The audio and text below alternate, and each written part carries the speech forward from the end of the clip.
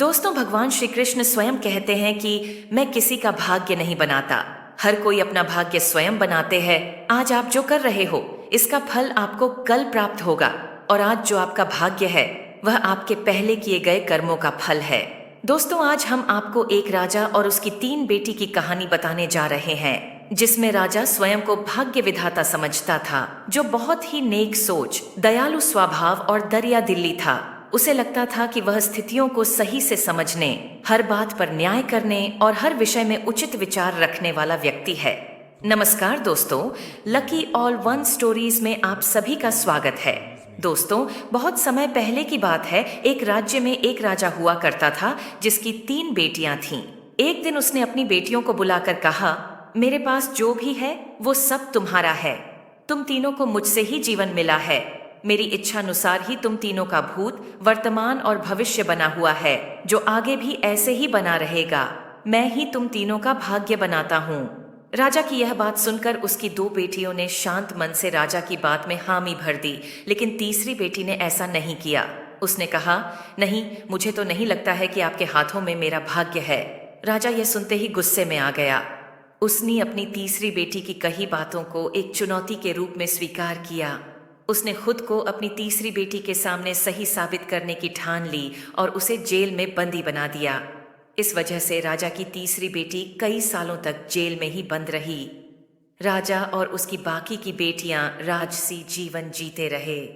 राजा मन ही मन सोचता है कि यह मेरा ही हुक्म है, जो मेरी जिद्दी बेटी जेल में कैद है।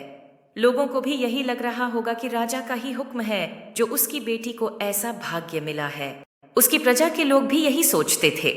उन्हें लगता था कि राजा की तीसरी बेटी ने जरूर कोई गलत कार्य किया होगा, तभी उसे जेल में कैद करके रखा गया है, वरना कोई भी पिता अपनी बेटी के साथ भला ऐसा क्यों ही करेगा।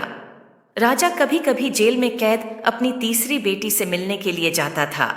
उसकी बेटी बहुत कमजोर हो गई थी, लेकिन अभी भी उसके विचारों में कोई बदलाव नहीं आया था।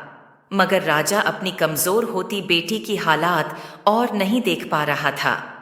एक दिन उसने अपनी तीसरी बेटी से कहा, इस तरह से तुम्हारा जिद करना मुझे बहुत गुस्सा दिलाता है। अगर तुम इसी तरह मेरी आंखों के सामने रही तो गुस्से में मैं न जाने क्या कर बैठूंगा। मैं तुम्हें मौत की सजा भी दे सकता है, लेकिन मैं एक अच्छे दिल का हूँ, इसलिए मैंने सोचा है कि तुम अब मेरे राज्य के पास के ही एक जंगल वाली जमीन पर जानवरों के साथ रहोगी। राजा ने आगे कहा, उस जंगल में सिर्फ उन्हीं लोगों को रखा जाता है जो मेरे आदेश का पालन नहीं करते।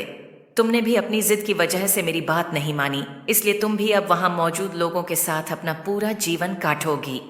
इसके बाद तीसरी बेटी को उस जंगल पर रहने के लिए भेज दिया गया।